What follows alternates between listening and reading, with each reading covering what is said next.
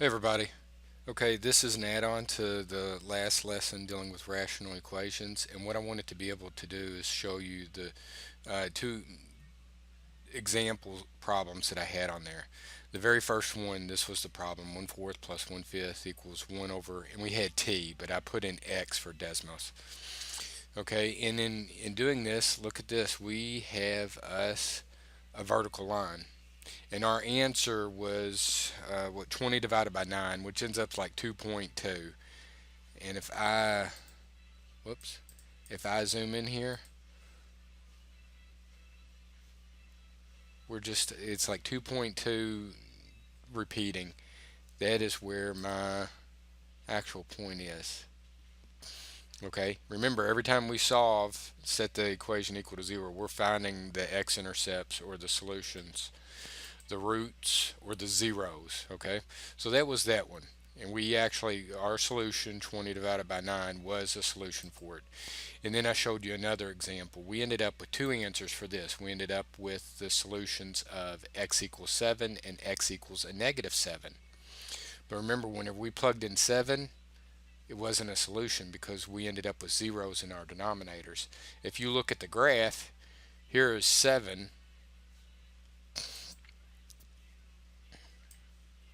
over here, and you can see it all the way down here, but it is not a 0. It is not an x-intercept. Whereas over here, look at that. That was the only solution. That was the only spot where it struck the x-axis. And then what I was telling you about asymptotes is this equation here. This was not one of them that we worked. I just put in an equation here. Is that if you look, if I plugged in a negative 2, if I said x equals a negative 2, that would make this equation denominator be 0.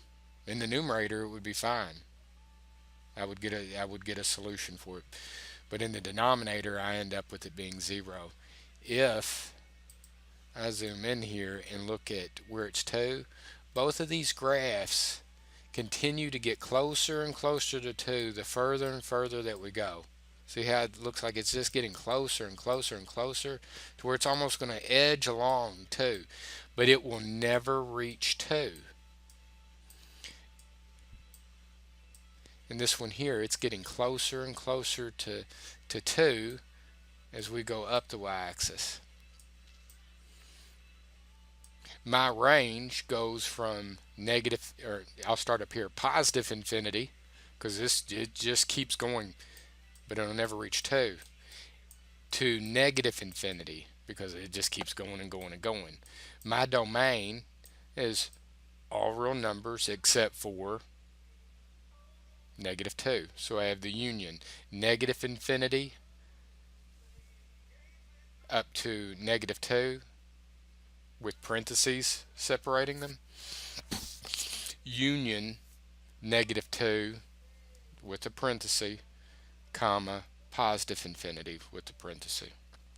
So this is a way in which you can also see what we're actually beginning to build upon with rational equations.